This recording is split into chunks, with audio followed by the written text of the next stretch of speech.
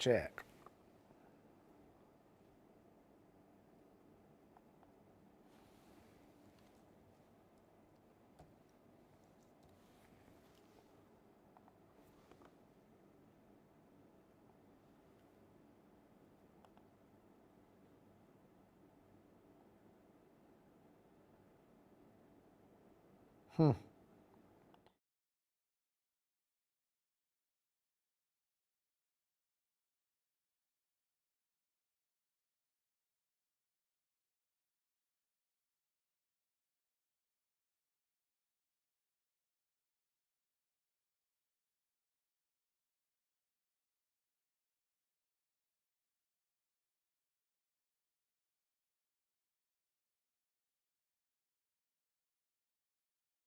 Corn. Hi, SML. Hello, Campbell Corn. Hello, Spaceship. Hello, anybody else that's joining us today? How's everybody doing? Hi. What kind of news do you guys want to see today? What do you want to see as the lead story? Let's pretend like we're just going to restack the show and talk about what our true interests are. Go. SML, what do you want to hear about? Campbell Corn, what do you want to hear about? Spaceship?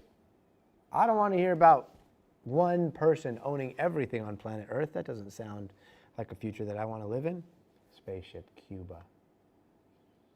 Yeah, that would be a really good one.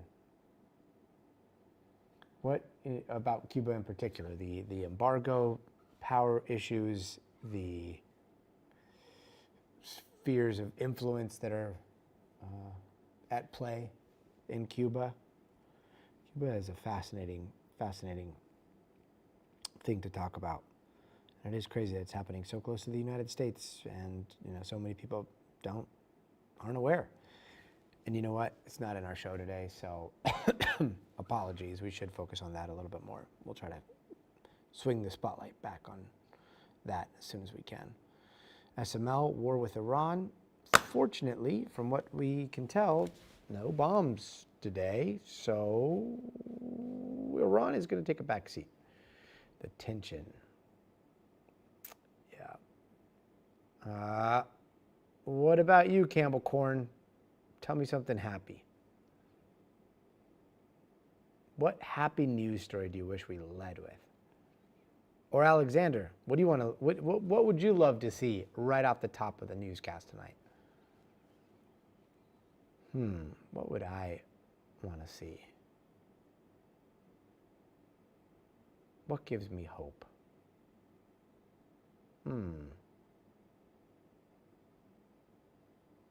That's a good question. I don't know the answer. CIA plane in Russia? Yeah, there for a very short time with the head of the CIA. We don't know what they talked about, but maybe things went south. Maybe there was progress. Campbell Corn, Dolly had a great life. You know what? That's a beautiful thought. That is a very, very beautiful thought. She did have a great, wonderful life, and she made the lives of so many people around her wonderful as well. We will be talking about Dolly Parton in the news tonight. We're going to start with this catastrophe out in Nepal and China. I mean, I don't know if you guys have seen the video, but coming out of the Himalayas, there was this just catastrophic. I mean, it's like apocalyptic. Whether it was an earthquake that triggered a massive, avalanche that went into a glacial, lake that ended up spilling over and then just flooding these towns, or whether it was that avalanche triggering an earthquake. It's still very unclear right now. But all we know is that there have been rescues happening nonstop since. Hundreds of people are lost, and it is a tidal force of just Mother Nature that we haven't seen in quite some time. So the images are disturbing, and I think we're going to start with that tonight. A lot of people out there looking for other humans in that devastation, and hopefully they're still pulling survivors from there. Alexander, it's pretty sad. this is one of those things where this is an existential talk, but like, you know, I'm one of those guys that believes that humans are not wired to see as much disaster and death and catastrophe and strife and misery as we now see on a daily basis through the news, through social media, through, you know, like just, you know, everyday conversations that are about social media and algorithms that know what are the types of things that draw your subconscious. It's a weird time, right? And so when it comes to covering that kind of stuff, Alexander, like I'm really glad that you haven't heard about that catastrophe. I'm really glad that you haven't had to like see those images and go down the rabbit hole in social media, and I hope you don't, because it's difficult to see those things. In the news, we try to, I hate to say it, but like we try to do it for you so you don't have to dwell on all that. We can tell you what's important around the country, around the world. We can give you the information that's required for you to understand the forces at play throughout the world, and then we can, you know, without an algorithm being like, no, watch more, we can stop and we can move on to something else that's important, and stop and move on to something else that's important, and stop and move on to something else that's important. So we're going to do that throughout the day, but it is weird that we live in a day and age where, you know, like our phones, we just endless scroll.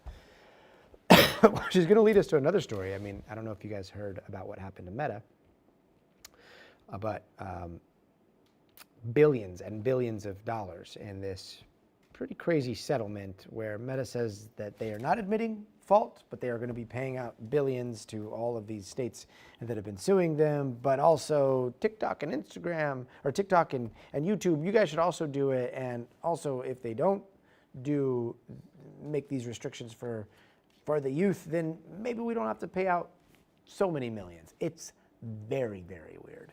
We're going to be talking to Danny Savalas about, I mean, the conditions on this thing that are pretty wild. Alexander, exactly. Oh, thanks. Yeah, so you heard about the Meta settlement. Good.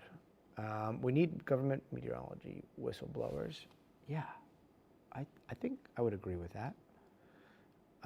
Craig, we are pretty presidentially light tonight. Not going to lie, there's a lot of other stuff happening in the news. So we are going to be talking about that.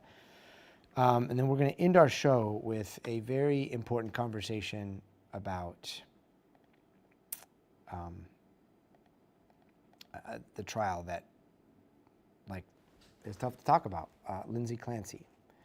We have Stephen Romo and Misty Maris that, like, did it justice and had a conversation about the ins and outs of this trial so far, and really kind of like put it all into perspective before we go into closing arguments tomorrow. So I hope you guys stick around to watch that. That's at the end of the show. 2 minutes. B to G. It's like a class where the bad kids monopolize a teacher. International governments get focused on a few bad actor governments. Spaceship. Pretty astute. I would agree with that. Guardian team, have a great show. Aw, thanks so much. Always love our Hondureño viewers. Thank you.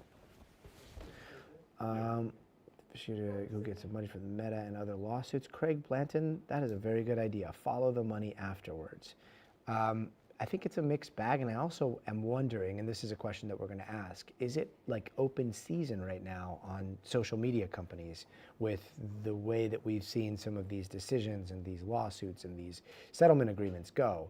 Like, are we going to see a ton more lawsuits about to happen? 1 minute. Craig Blanton, that's very, very interesting. Where's Lisa? I think she's around. Let's see. Boop, boop, boop. Oh, there she is. She's over in that corner. We'll try to get her camera up and running. Hi, Lisa. She's there. She's there. Don't worry.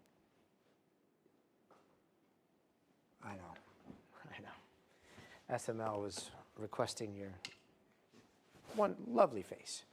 All right, so 30. Here we go, guys. You guys ready? B to G. B to G. B to G. Okay. We got 30 seconds before the show. Hey, chat, have a great show. Have a good show, everybody.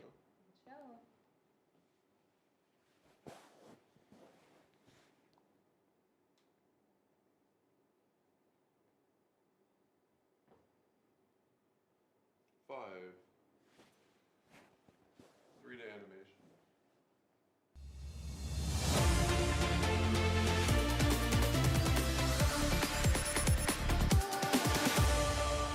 Hey there, I'm Gotti Schwartz, and tonight has been a night of non-stop search and rescues happening after that deadly flash flood in the Himalayas. At least 157 people so far are dead in Nepal. Hundreds more are still missing, including dozens of American tourists. In the video, I mean, when you see the video, you might have seen it already. It looks apocalyptic. This was taken at the Nepal-Tibet border. You can see this massive wall of water, mud, rocks, debris, and then almost nothing that's discernible beyond that. There was a huge building there that was engulfed, and then crowds of people, they disappeared as they were trying to get away. Now, swaths of villagers and villages were washed away in minutes, leaving behind only a trail of destruction. Early reports so far suggest some sort of glacier collapse in Nepal, high up in the mountains, that triggered that catastrophic flood. Now, search and rescue operations are currently underway, but authorities on both sides of the border say that the death toll is expected to rise. NBC's international correspondent Janice Mackey-Frater has more. Tonight, harrowing images from when the flooding hit. Passengers on a bus panicking as they watch people trying to outrun a monster wave. A surveillance camera on the Tibet side of the China-Nepal border showing crowds running for cover just before a building is wiped away by a wall of water. Tonight, the trail of destruction along the border catastrophic. Construction workers scrambling to escape as the wave barrels towards them. That red truck also trying to outrun the torrent of water, but eventually is swept away. Buses lined up on this parking garage, quickly destroyed. In Nepal, before and after images showing the overwhelming scale of destruction. Entire communities along the border submerged in water and mud, effectively erased. In all, hundreds are now missing, including nearly 300 foreign tourists. Nepal officials say dozens of Americans among them. The Nepal army has been deployed to the areas hardest hit. Many now buried in mud, this woman among the survivors. What caused the floods is still unclear, though officials believe an earthquake might have triggered an ice avalanche that unleashed disaster. Tonight, the State Department confirms at least 54 Americans are impacted by this disaster in Nepal. Here in China, officials say they are rushing in rescue teams, so this really is a race against the clock on both sides of the border. And turning now to rapidly spreading wildfires in Texas. This is the Ross fire here near Dallas. It already exploded to around 80,000 acres since breaking out on Monday. That's only 12% contained at last check. And it's making things even more difficult. Firefighters are now up against fast-moving winds in Texas that make firefighting such a nightmare. Meanwhile, the Nevada fires we've been following, they are finally getting under control after leaving behind so much destruction. But none of this has been helped by the extreme heat sweeping through the west and the south. Here in LA, we are expecting record high temperatures. Joining us now is NBC's Liz Kreutz. Liz, so first off, what's happening in Texas? What's the situation right now? Yes, this is near Fort Worth, or maybe an hour outside Fort Worth in North Texas area. Fort Worth is not threatened right now. It's pretty rural, but it's very, very big, and there are hundreds of people that are evacuated. And as you saw in those pictures, the fire is burning structures, although we don't have any update on how many homes or structures have burned. That's still part of the assessment as this fire burns. You said it's 80,000 acres. Just for perspective, that's like 125 square miles, nearly twice the size of Washington, D.C., so very large. Meanwhile, you just got back from Nevada, I believe, Yeah. right? So what's the latest? Does it look like they're in mop-up, or is there still active fire? Yeah, this is 85% contained, which really means that this fire is very much under control now, and it's really about people getting back into their homes. The evacuations have really been lifted. People are going back and assessing the damage. So many homes when we were there. I think we sort of showed this, that many homes did burn, but there's also many homes that did not. Thankfully, this isn't a situation where every single home on a block burned, but certainly there's about 50 different structures that burn. So people coming back to loss. Yeah. There's so much devastation there, and hopefully we get a break from the weather, but it doesn't look like we hope, but I think we're expecting some of those areas, some critical fire danger over the next few days. Yeah, Liz Kreutz, thank you so much. And actor Tim Curry, who gave us so many legendary characters, has passed away at the age of 80. His manager saying Curry died peacefully at his Los Angeles home yesterday. NBC's Chloe Melas has more on his life and his legacy. There's no need to shout. I'm not shouting! All right, I am. I'm shouting, I'm shouting, I'm shouting! Tim Curry had a way of disappearing inside his roles. I, Georgie, am Pennywise. Delighting audiences from Broadway to the box office for more than 50 years. I'll get you a satanic mechanic. His iconic portrayal of the mad scientist, Dr. Frankenfurter, in the 1975 cult classic Rocky Horror Picture Show launched him to superstardom. The thing that resonated for me more than anything was "Don't Dream It, Be It." Don't dream it, be it. Curry was a British actor who effortlessly crossed the line between comedies like Home Alone 2. Cedric? Yes? Don't count your chips in public. And dramas, a versatile performer often tasked with darker roles. Here is it boring. His renowned career began on the London stage in 1969 with his first professional role in the musical Hair, eventually leading to Broadway. Trim your sail. And the movies, playing Long John Silver in the family favorite Muppet Treasure Island. A debilitating stroke in 2012 left him paralyzed and limited his public appearances, but it never stopped him from working. Curry speaking about his mortality in a recent interview with CBS Sunday Morning. I don't fear death. I try to avoid it, but I suspect that in the end I will welcome it. Chloe Melas, NBC News. We hope he did. He will be missed. Meanwhile, all over the world, tributes continue to pour in for beloved icon Dolly Parton from Buckingham Palace, where the music icon got the royal treatment when the guards played one of her hit songs, 9 to 5. Look at this.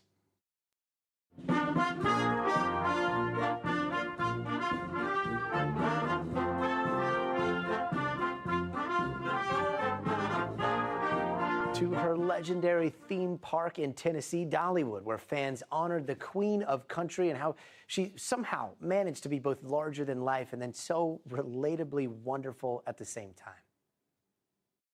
Somebody as famous as she is, and you just still feel like you just had her ripped out of your heart. So she felt like somebody next door that you knew. So she was family. So many emotions today, from New York, where the Empire State Building lit up in pink, to here in Los Angeles, where her star on the Hollywood Walk of Fame was covered in wreaths. It feels like the whole world is mourning a woman whose impact transcended borders and genres. Let's get out to NBC News national correspondent Aaron Gilchrist, who's in Tennessee. Aaron, you're in Nashville, the epicenter of country music, a city that was so close to Dolly's heart. What's the mood like there? You know, it's interesting, Gotti. There's obviously a sadness that has fallen all over the country, really, but especially here in Nashville. But there's also this sort of celebratory mood. You may be able to see a few people standing behind me here. There's a little bit of a memorial that's popped up here on the Music City Walk of Fame on Dolly's star, where people have laid flowers and candles as well. But even inside the Country Music Hall of Fame and Museum here, there is a condolence book that's been put out for people to sign. We were inside earlier, and there were just pages and pages and pages where people had left messages of condolence. They're right next to her plaque, her induction plaque inside the Hall of Fame here. I want you to hear from some of the folks we spoke to earlier today, just about their thoughts about Dolly today. Thank you for sharing Dolly with the world, and may her message of light just permeate through the world. We'd asked him about what he planned to write in that condolence book when he got inside Gotti, and he said that was his feeling, just real gratitude. We've heard that over and over again. People are thankful for the gifts that Dolly gave the world. And Aaron, what are you hearing from those who knew her? You know, I'll tell you, we spoke to one of the co-curators of an exhibit that's inside the museum here that is all about Dolly Parton and her 60-plus year career. And we walked through that space with her, and we talked about some of the items that are in there, the dresses, the items that were a part of her musical journey, if you will, a tape recorder that she had used in some of her early work, some writings that she had done. And then I asked her just about her thoughts about Dolly, having spent time with her inside the museum here on several occasions since this exhibit's been open. Listen to her response. It's this real interesting combination that Dolly had of making you feel like you're the only person in the room when she talked to you. For all the artifice and all of the fake lashes and acrylic nails and wigs and all the rhinestones, who she was always the same. She was still that girl from Locust Ridge, Tennessee. She was the master at making the individual universal. And how she saw people, how she made people feel seen and understood was just incredible. And Gotti, again, as we've talked to people here, we've heard over and over again, people feel like just the way Dolly presented herself to the world made her feel accessible to them, made her feel like she was sort of offering permission for people to just always be who they really are, as we got with Dolly every time we saw her out in public, Gotti. No, we sure did. And Aaron, I mean, there was her as the entertainer and her as the singer, songwriter, this poet, and then there was her as a philanthropist, right? Can you tell us a little bit about some of her philanthropy that has touched so many lives? I mean, this was a woman who built an empire, right? Just this massive empire, music, movies, television, all these different things. I was reading something today that said she could have been a billionaire if she wanted to, but instead she put so much of her energy and her money into charities. You think about the Imagination Library and the hundreds of millions of books that she and that effort gave away over the course of so many decades. You think about the Children's Hospital in Knoxville here that was recently, earlier this year, renamed for Dolly because she put money and energy into helping children in that facility as well. And there were so many other little things that Dolly Parton had a hand in because she just wanted to help people, and she wanted people to feel like things were possible and that there were people like her in the world who would try to do what they could to help lift people up. And that's a message, Gotti, that really, I think, is resonating with communities all around the country and all around the world, for that matter. The Imagination Libraries exist in several other countries around the world, too, Gotti. NBC's Aaron Gilchrist out there in Nashville. Aaron, thank you so much. And don't go anywhere. Coming up next in a little bit here, the Lindsay Clancy trial has captivated the country. Today's final witness took the stand, which means closing arguments are next. We're taking an in-depth look at how the trial has played out over the last few weeks. Plus, a group of people save a girl's life after she was pinned under an SUV. That rescue caught on camera. Look at all those people lifting that car to help. Also, if you see this QR code, feel free to scan through. You can chat with us live. It'll take you behind the scenes, streaming on YouTube, TikTok, and Twitch. And that conversation happening right now.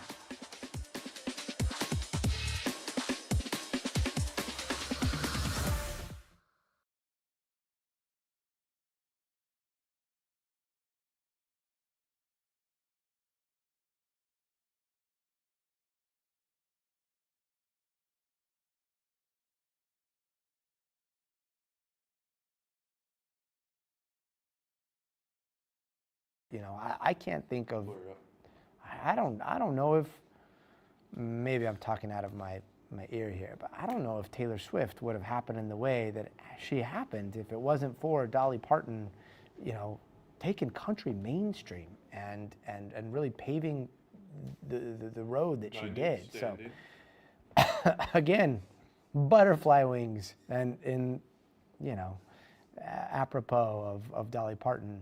In her case, like those butterfly wings flapped, and they had quite the the tsunami across the world of joy and acceptance and love. So she's just a national treasure. MMA wifey, what's up? Haven't seen you in a while. Yeah, she is very, very well missed. But yeah, welcome back. Welcome back to the stream. Somerset Cuckoo. I mean, you're not wrong, but 45. We could be nice about it. I'm gonna die someday, you're gonna die someday. But we celebrate life on this planet. Beautiful miracle that we all get to share together. 30. All right, 30 seconds, here we go. Yes, MS, worldwide, crazy.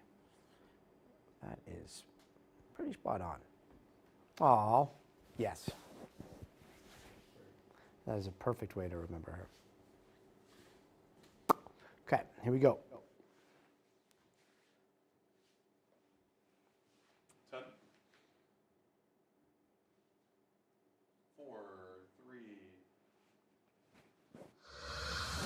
Hey, welcome back. Here are some other headlines we are watching tonight. According to new inflation report, the consumer prices were up about 3.7% in July compared to a year earlier. That's the same rate as last month, which is above the Fed's target rate of 2% annual inflation.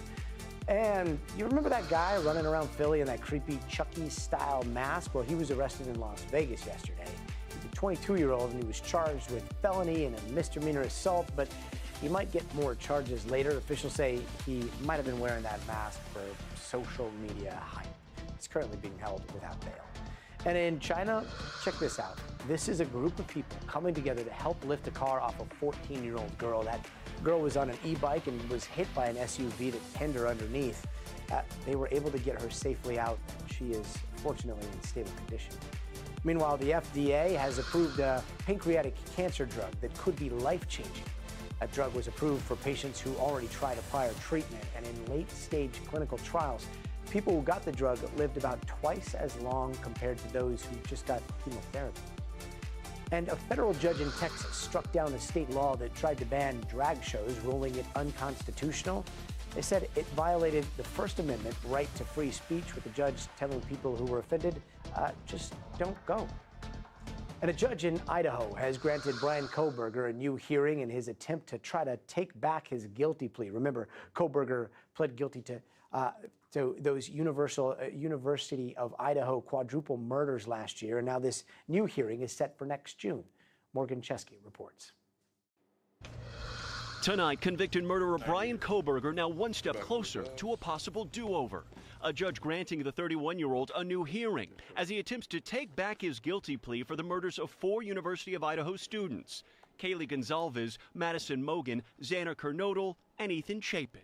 Are you pleading guilty because you are guilty? Yes. Kohberger reversing course last month. Writing in a petition from prison, he was convinced to falsely confess, accusing his defense team of manipulation, claiming his plea, quote, was induced by unkept promises, allegations made without offering evidence. That filing a shock to the system for the Gonzalez family. That fact that someone locked behind bars still has the ability to re-victimize their victims, that's something that isn't just very easy to get over. His 2025 guilty plea took the death penalty off the table, with a judge sentencing Kohberger to 4 consecutive life sentences. The Gonzalez family telling Today just weeks ago they would have taken a trial over the plea. We really were in a perfect position to put our foot down and say we're not going to allow this to happen in our state, and I would have liked to see that happen. Now, to actually get that new trial, Idaho law requires Kohberger to prove that his counsel was ineffective, which is a tough legal hurdle to clear. His next hearing now slated for June of next year. Morgan Chesky, thank you. And coming up, Meta agrees to a historic multi-billion-dollar settlement in a landmark trial over social media safety for kids. A look at how this could change the digital landscape. Clear, 2 minutes. 2 minutes. All right, we got 2 minutes. Position B, standing. Position B, okay. And then we've got Danny Savalos coming up. Yes. Okay. Thoughts so far, guys? What do you think? How many of you have read through the headlines on this Meta trial or Meta settlement? Because it's very complicated. The conditions on this thing, like again, Meta has agreed to pay out billions, but they're saying that they are not culpable, not liable. Also, everybody else should do this, and if TikTok and YouTube and the rest don't do it, then maybe they won't have to pay out a few extra billion. It's very, very weird. Anyway, it is the world that we live in today, and what this means about what's going to happen legally going forward, and changes that we could see to the platforms. We'll see. But I'm really glad that my kids are not old enough to be, dealing with this. And if you guys have kids that are in between that 13 to 18-year-old range, what are your thoughts? All right, Wacky Wednesday. It's always a wacky day. Hello, Belle. Great to see you. MMA, it definitely starts at home for sure. No way, Arc. I don't know what that is. Yeah. Agree. You know what? We haven't done an Epstein update in a while, so we'll look into that for sure. That, the overnight stuff, we're gonna get into it right now. So here we go. Ready? 5, 4, 3. And now to a historic settlement with the potential to reshape social media really across the board. Meta agreeing to make sweeping changes, plus a payout of up to $18 billion after dozens of states sued the tech giant, alleging it harmed children by creating an addictive product. Now, we're going to talk to a legal expert in just a minute, but here's NBC's Christine Romans with a quick recap. Tonight, Meta, the parent of Facebook and Instagram, shelling out $18 billion to settle a lawsuit accusing the tech giant of designing its social media sites to addict children, fueling a teen mental health crisis. A bipartisan group of 29 states brought the suit, now celebrating the landmark settlement. We're making Meta pay. These are significant changes that will keep your kids and mine safer. Meta denying wrongdoing, but promising to change how children and teens use Facebook and Instagram. The framework we've negotiated will empower parents to easily manage their children's access to our platforms. Among those changes, a 2-hour daily time limit for teens under 18, a nighttime block between midnight and 6 a.m., stronger age verification, hiding the number of likes on a post, and blocking teens from using extreme beauty filters. The settlement coming 4 days into a trial where Meta was potentially facing hundreds of billions of dollars in damages. Now the company will pay $18 billion, roughly just 1 month of its revenue. For New Jersey mother Erin Popolo, this is personal. She says her 17-year-old daughter Emily died by suicide after being bullied, including on Instagram. You don't think this is a quick fix for kids and parents?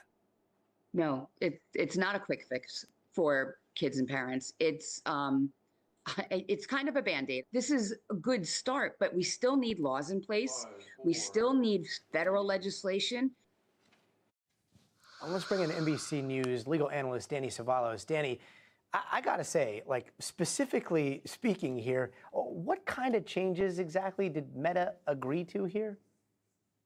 Well, you see them right there. And I got to tell you, Gotti, I didn't think Meta would ever agree to these. And you see there's 2-hour daily limits, apps automatically blocked. You see them up there. And to me, I thought that was a non-negotiable issue for Meta, because the strange part of this whole thing is we're talking about billions of dollars in settlement. That may not be the real headline. The real headline may be that Meta is willing to change things like its scrolling feature, its algorithm, other stuff like that, and do it without real true assurances that their competitors won't continue, at least for the time being, to use those same features to their advantage.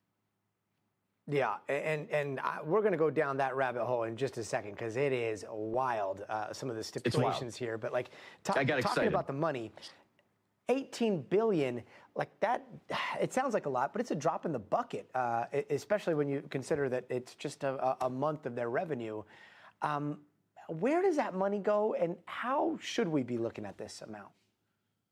Well, I'm really glad you asked that last question. How should we be looking at this? I actually thought 18 billion was high. I thought Meta would come in closer to 5 to 10 billion. Now, you may just say this is all funny money. These are numbers that the human mind literally cannot understand.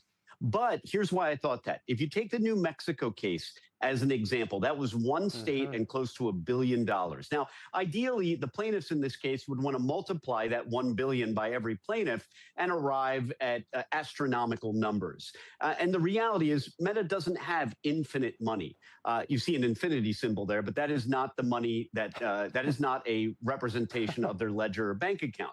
So, when we start talking about 17, 18 billion, I was a little surprised they went that high, but that demonstrates to me that they just didn't want to finish the trial, didn't want to go forward and have the rest of the testimony be heard. And maybe ultimately it is a bit of a bargain, as you say, when measured against their regular revenue.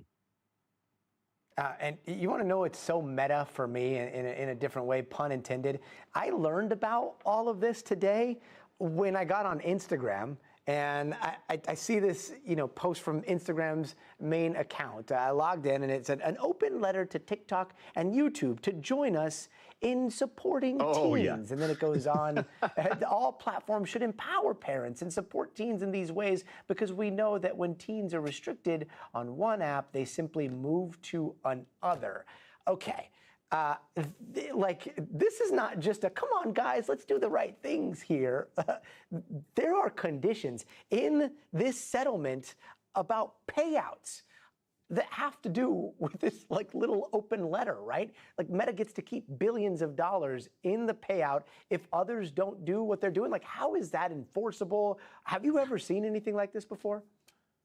I've settled a lot of cases. I have never seen language like this before. But when you think about it, that goes back to what we were talking about earlier, why the billions of dollars are really the minor story here. The major story is that Meta did agree to these changes, but also listen to its plaintive cry. Please, other companies, voluntarily submit yourself to something that we spent millions of dollars fighting ever having to do. I mean, when you think of it, that little sign that you just showed us is something that Meta didn't want to do. They didn't want to have to agree to that. They only settled because it was a business decision. And now they're saying, hey, all you other companies, for the greater good, come along with us and do the good things. Parentheses, the good things we only did because we absolutely had to because we couldn't go forward with the trial. It's a little disingenuous. Disingenuous is the way you describe it. You brought attention to their infinity symbol there, and I keep thinking about circular logic, kind of going in and out, and just feel very, very confused by all of it. But we really appreciate you helping us make some sense of this, and we'll see what happens next. Turning now to a quick bit of some hopeful news. Out in Afghanistan, we want to tell you about some women who are finding ways to write their own stories of success through connection with the outside world, despite facing Taliban rule. NBC's Yasmin Vasugian talks to one of them. Naz Rahimi's journey as an entrepreneur is just getting started. As an internet personality and business owner, she's completely self-made. Naz is just 21 years old and lives in Kabul, Afghanistan. She graduated high school with distinction in 2021. That same year, the U.S. pulled out of Afghanistan and the Taliban took over. Women, after regaining some freedoms under U.S. occupation, were then stripped again of basic rights, including the right to seek an education. Afghanistan remains the only country in the world where girls and women are formally banned from secondary and higher education. Since the Taliban took over, UNESCO estimates roughly 2.4 million girls have been prevented from receiving secondary education, like middle or high school. And in Naz's case, but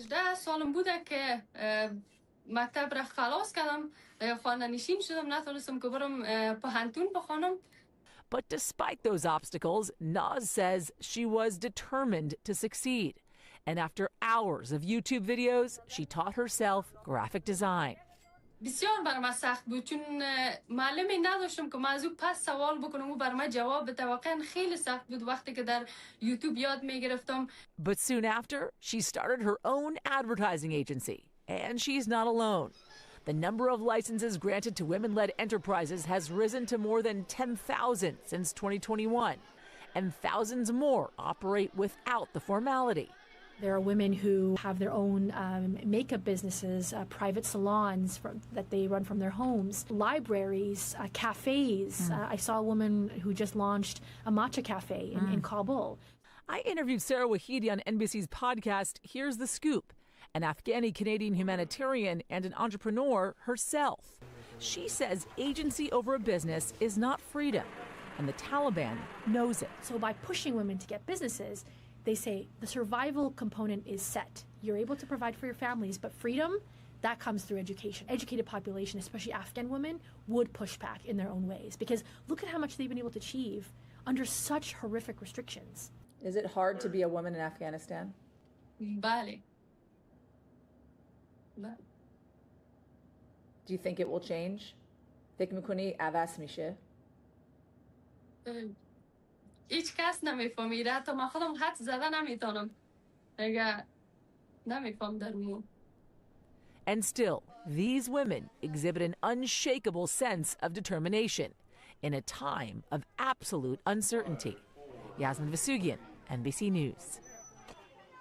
Yasmin, such an incredible report. Thank you so much. And still to come, is Lindsay Clancy criminally responsible for killing her 3 kids? That is a question at the center of the trial. We are taking a closer look at how both sides have presented their cases so far, just ahead of closing arguments.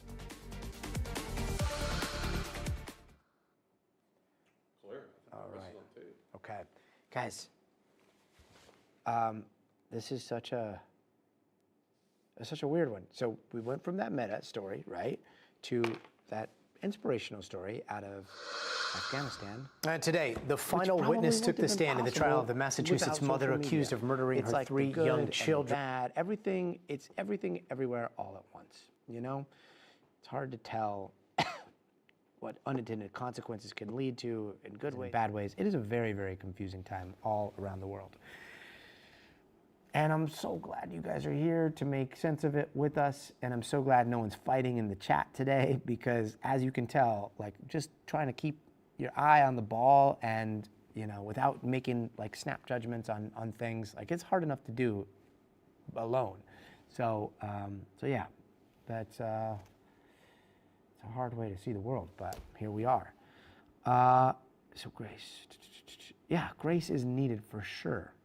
SML, I don't know what you're about. But MS, I feel dizzy too. Let's see. Hi. Hey, what's up, Twitch?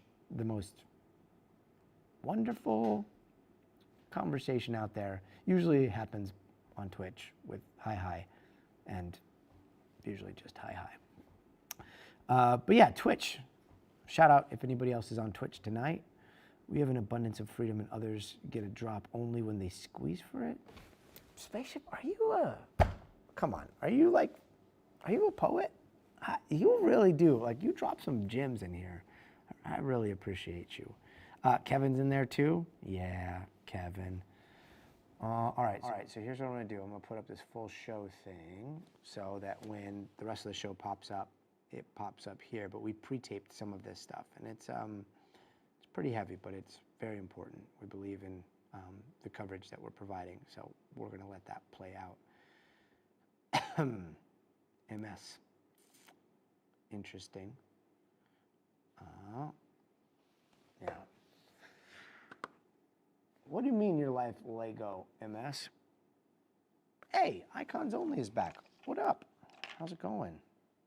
All right, so the rest of the show is going to be about Lindsay Clancy, and then tomorrow's show is also going to be about Lindsay Clancy.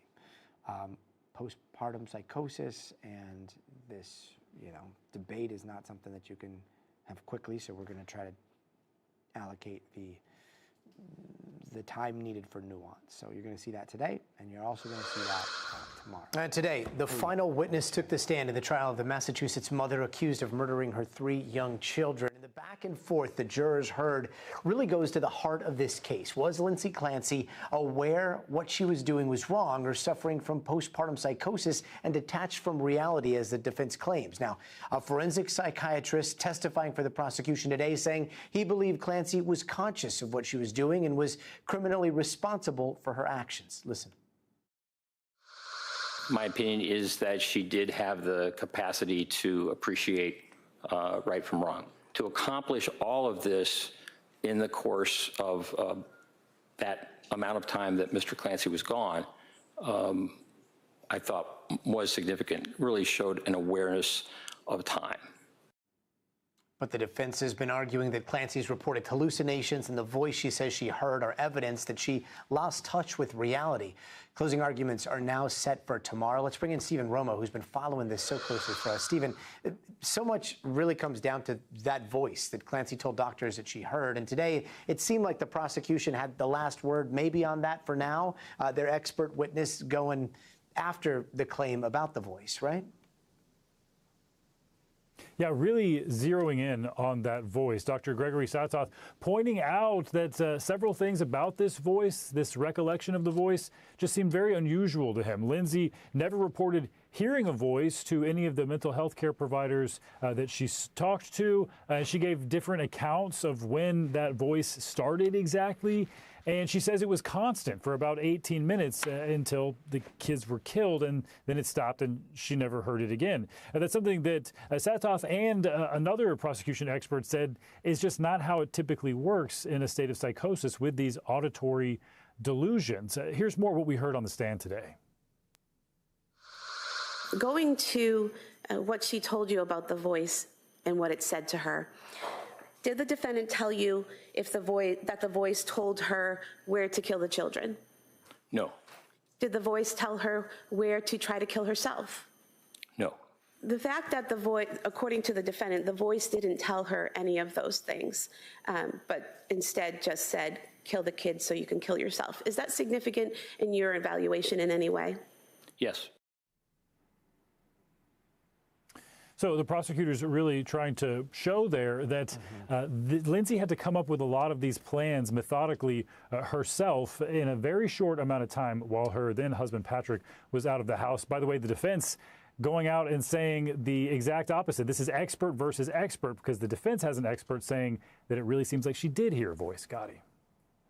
Yeah, and the defense also going after that psychiatrist's credibility when it comes to postpartum depression, postpartum psychosis, really asking how much experience he's had, and that going back, it seemed like decades. But again, to what you said, the defense has been pointing out that that voice is proof positive that she lost grip of reality in those throes of postpartum psychosis. What are you expecting to hear in closing arguments? Yeah, certainly from the defense, I would look for them to just focus on how sick Lindsay had become and how often she was seeking help, that she was speaking out about what she was experiencing, both with mental health professionals and with her family and with her husband as well. And I also look for them to really focus on the medications she was taking and the healthcare system in general. In opening statements, we heard the Commonwealth say that this is not a debate on women's mental health care, but the defense says it very much is, because Lindsay was given different prescriptions and was weaning off of one and starting another, and they're really likely to focus on that, something that they've been bringing up since the very start of this trial, Gotti.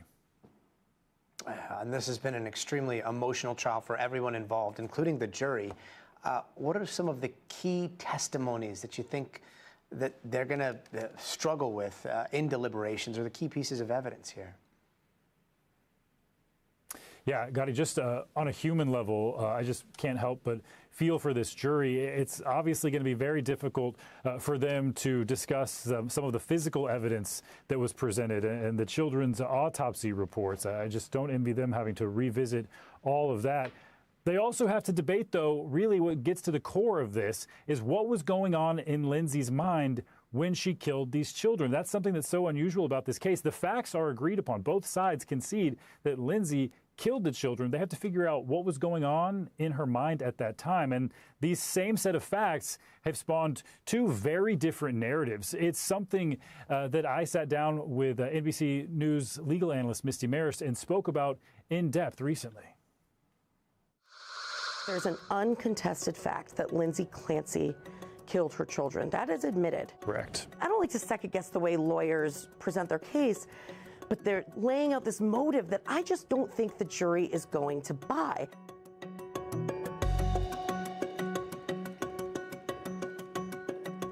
Hi, I'm Misty Maris, and like everyone out there on the internet, on TikTok, and on social media, I have been watching every second of the Lindsay Clancy trial. I'm a lawyer, I'm looking at it from the legal perspective, and I've been watching it gavel to gavel and breaking down the case every day. This case has resonated with so many people, with so many strong opinions about what this case is, what it stands for, and what's going on in the courtroom.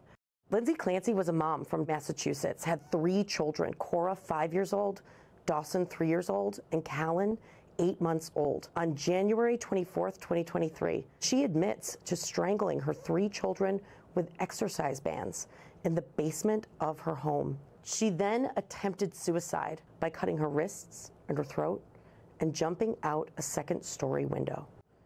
The narratives in this case are really different between the prosecution and the defense. The prosecution says this was a calculated, premeditated murder, whereas the defense says she was in the throes of psychosis and shouldn't be held criminally responsible. I'm going to take you through this and talk about some of the key moments in the trial, starting with opening statements. What do the prosecution and the defense want the jury to look at and listen to? Remember, the jury, it's a jury of her peers. So these are people who are coming in with their own life experience and common sense. That means there's likely polarized opinions in that jury room, like we've seen play out on social media, and people that have followed this trial and have so many passions about it one way or the other. There's no reason to think the juries aren't thinking the same way. So what are they seeing? What is the evidence? And what do the prosecution and the defense want the jury to focus on? To break that down, I want to bring in my friend, my partner in covering crime, and my colleague, NBC correspondent Stephen Romo. We've been covering this together pretty much every single day. And the facts of this case are so heartbreaking. It's really difficult. It's difficult to watch on the court feed. It's been difficult for those that we know are in the courtroom. And I can only imagine it's been really difficult for the jury.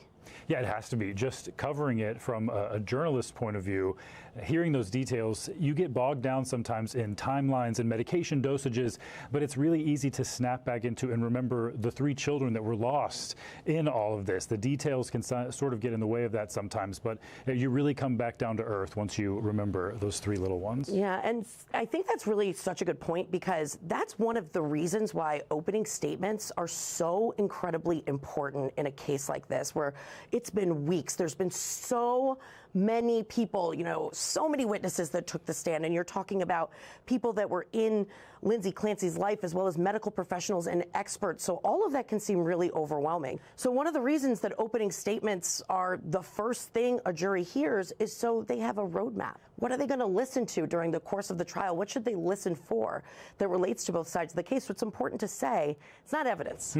The jury doesn't go back to the room and say, well, the prosecutors told me XYZ during the opening statement, so I find her guilty or not guilty.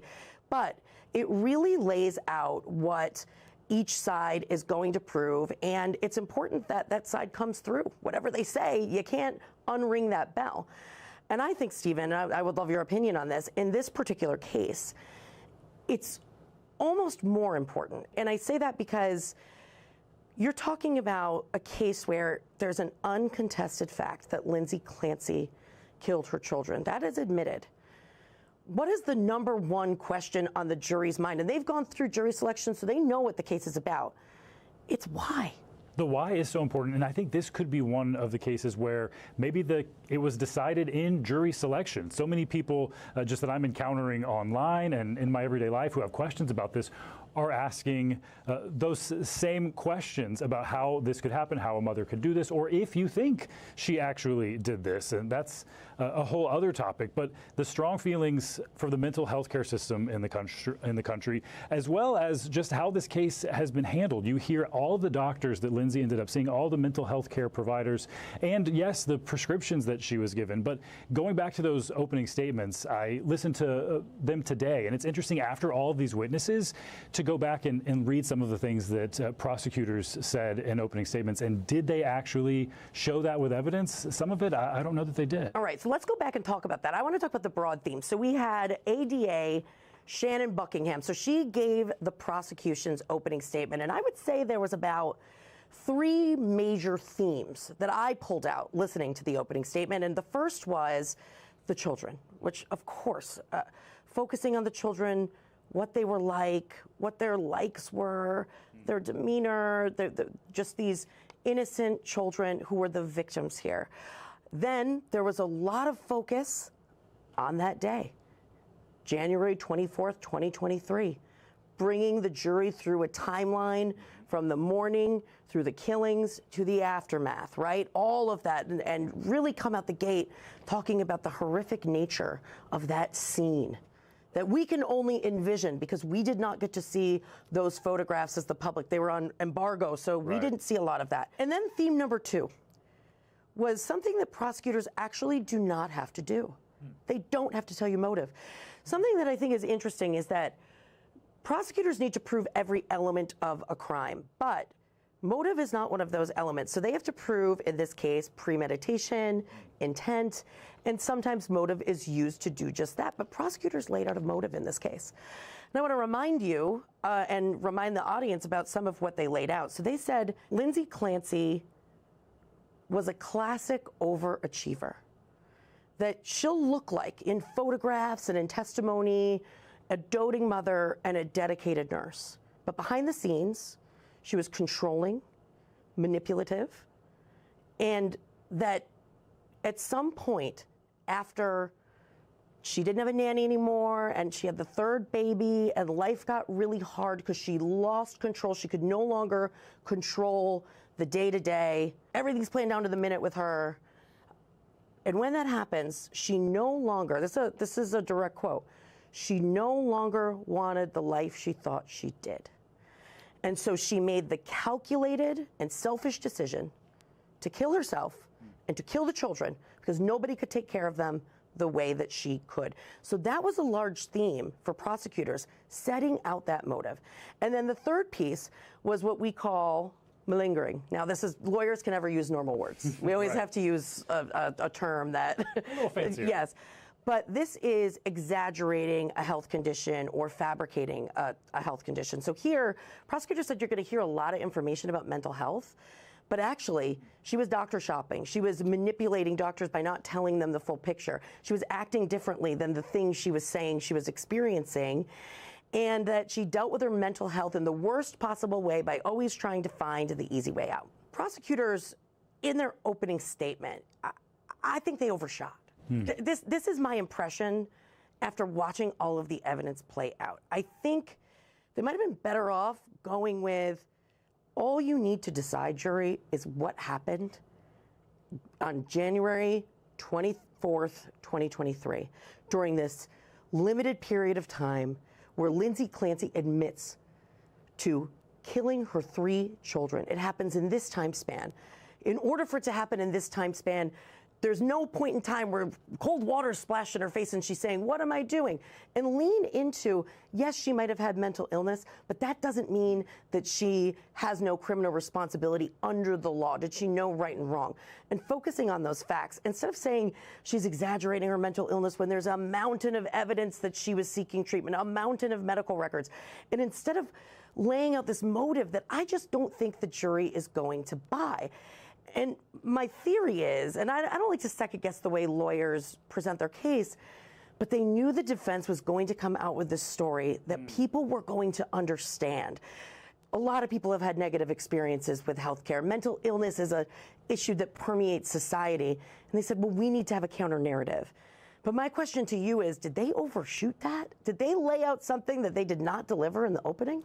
I don't know, overshoot, but I don't think that they backed up what the story, the counter narrative that they tried to lay out. I understand the impulse to have a counter narrative, but I wonder if instead leaning in to just the facts, the timeline, Lindsay calling this takeout place that's a bit farther away, the one that they have not been to before for takeout, to send Patrick a little farther away. Just stick to those details to lay out the story instead of talking about how she's controlling, meticulous, and manipulative, particularly when their own witnesses were not backing up those adjectives to do with Lindsay. Right. Classic overachiever. What? I don't think that that really lands. I think that it's going to be tough for the jury to hear that and their takeaway in opening statements where they're going to look at the evidence through what prosecutors told them they would see. I think you lose a little credibility on that front. Now, that doesn't mean that prosecutors don't have enough with regard to their case because of that legal standard. Did she know what she was doing was wrong, or could she not control herself? That's the standard. But what are we talking about from penalties perspective? Yeah, that is one of the most fascinating things. We originally talking about first-degree murder compared to a lack of criminal responsibility, which is a wide range. Now, a second-degree murder also on the list. That first-degree murder, though, is life in prison without the possibility of parole. And Lindsay Clancy is 36 years old. That could be quite a long time that she's in prison, which makes sense when you hear the defense's strong appeal that she was not in her right mind when she did that. Yeah, lack of criminal responsibility. That would be no jail time, but it would be institution. It's not like she goes free. She would be institutionalized. Correct. Now let's talk about the defense opening statement. This is Kevin Reddington, and he is a very well-known, high-profile lawyer in Massachusetts. You know, he's known for representing all of these high-profile clients, taking on these really difficult cases, career defense attorney.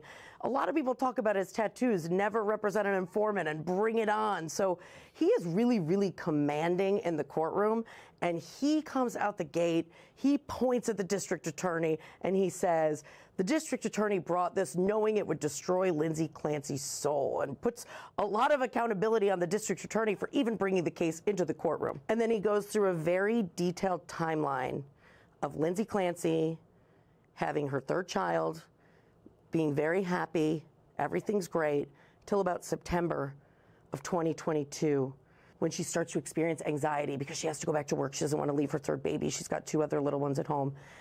And then putting up in a very old school, you know, he's someone after my own heart because he doesn't use the computer, he doesn't use slides, he doesn't use exhibits. He has poster boards. He does.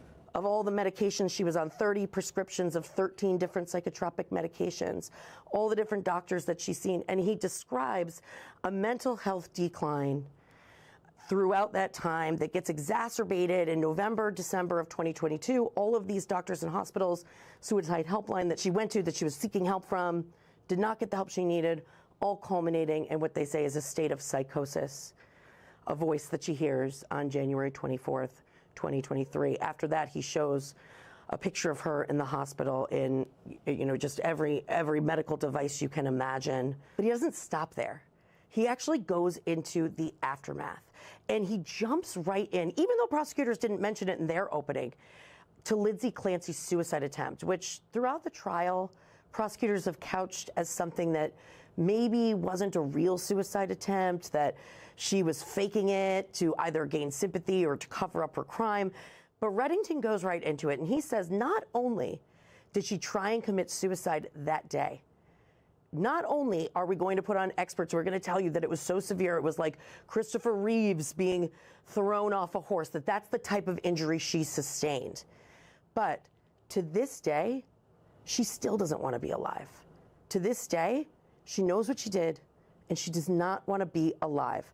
And that's something that we saw play out in the evidence as well, with her doctors, with medical records and notes that say she's basically under 24/7 surveillance because she's a suicide risk. Those are the arguments. Now let's talk about what we saw come out during the trial. Let's start with that motive that prosecutors laid out, because I always say, the prosecutors hold the burden of proof. So these are themes, these are not necessarily evidence, but what did you see as we saw those witnesses take the stand about Lindsay Clancy and that controlling, manipulative side that prosecutors promised we would see throughout the trial. Yeah, after opening statements from the prosecutors, I really was expecting more of that theme of, I think they said she was controlling, meticulous, and manipulative.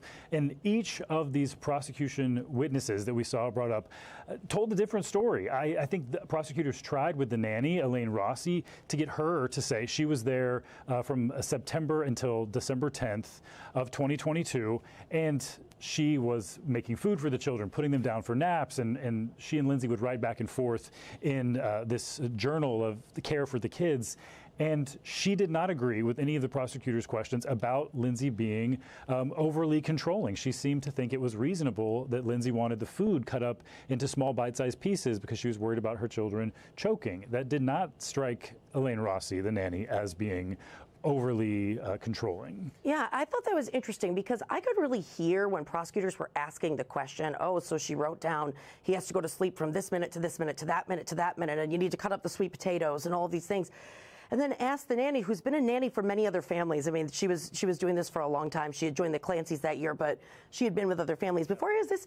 Didn't you find that to be controlling? Wasn't that a bit over the top? And the nanny said, no. No, she found it normal. Another witness I thought was interesting, and by the way, I want to point out that these were prosecution witnesses that we're talking about right now, who kind of came off, and as I was watching, I thought, are these character witnesses for the defense? Because every single person said she was a loving mother until she began to suffer, and even through that time that she was that they saw somebody who was loving and caring. She was described as a loving mother, a doting mother, a caring mother, all of these adjectives from these prosecution witnesses about what a good mother that she was and how she wanted to take care of her kids. Even this doctor's appointment that she had for Cora, her daughter, just before the killings actually happened. She's taking her to the doctor, trying to follow through. That information, a lot of it coming from prosecution witnesses. Yeah, I thought one other interesting witness was Christopher Clancy, who's Patrick Clancy's father. And again, they talk about this incident on Thanksgiving where Dawson, who he described as being a little silly, that Lindsay had to kind of rein him in and get him to sit down. And the prosecutor is sort of trying to make that into a big thing, right? And him saying, no, there was really not anything to talk about. It really wasn't a big deal. So that was a bit more in line with the defense narrative. Yeah, I found that same conclusion. He's the grandparent, one of the grandparents of these children who are gone, and it is now his ex-daughter-in-law who's on trial for this. And he was saying things that sounded like he was defending her. He sounded like a defense witness in that situation, saying that it was normal. I mean, Dawson was 3 years old, reining him in from acting silly did not sound like a mother who was out of control, who was at wit's end. It did not strike that way. When I listen to it, I'm thinking there's probably parents on this jury. And are they going to see these instances that were characterized as really controlling? And is that going to land with them as far as a motive that this mother, who by all accounts, including the prosecution's own witnesses, was a doting, loving, caring mother who one day made the calculated decision to fabricate mental illness and kill her kids because it was her only way out? I don't know, but let's take the flip side, because I don't want to talk about the expert witnesses because that gets a little bit too complicated. Right.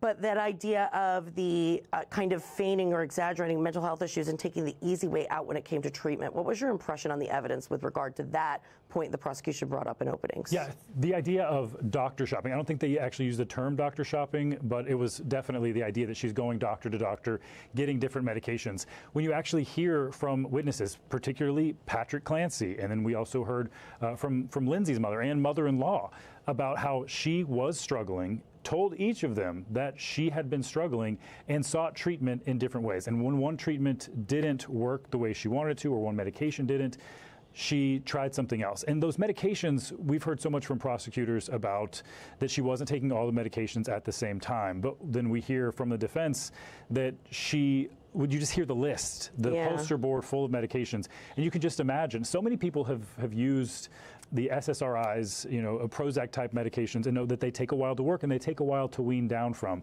I don't know if it was necessarily effective to say that she's doctor shopping when she's going person to person asking for help. I think the word that got me was the word easy. Easy way. I saw something that was anything but easy. You know, that being said, we got to remember there are the defense case, the defense laid out this timeline. I think they told a really good story, but some of the evidence, she's never heard an auditory hallucination before. That there had never been other instances of psychosis. It's only during this one really finite period that day. Obviously, that's going to be the focus of the prosecution. Now, keep in mind, there's a time, and it's going to be, what are we really talking about here? It's not the mental illness and a diagnosis of a mental illness that rules the day, even if that's psychosis and even if that's voices. The standard for lack of criminal responsibility. Did she know what she was doing was wrong, or could she not control her actions? So we'll be keeping an eye on this, and we'll be watching for what the jury does with this. Not an easy case for the jury to deliberate. No, it sounds so impossible. Talking to people about this case, you're trying to figure out what was going on in Lindsay Clancy's mind at the time that these killings happened. And with this testimony, with these ideas of medication, still it all really comes down to what each juror believes. Maybe what they believed going in played a big role in that, certainly did for jury selection, but will they buy that she didn't know the difference between right and wrong when she had those exercise bands down there in that basement? So much to think about there. Stephen Romo, Misty Maris, thank you so much. And if you or someone you know is struggling or in emotional distress, you can always call or text 988 or visit 988lifeline.org. Tomorrow night, we are going to have a 1-hour special on the Lindsay Clancy trial. We're going to break down the closing arguments, the biggest moments from the trial, and what we know about postpartum psychosis. It is something so difficult to talk about, but so important to understand. That's going to do it for us tonight. I'm Gotti Schwartz. We'll see you here tomorrow. But until then, stay tuned to NBC News Now.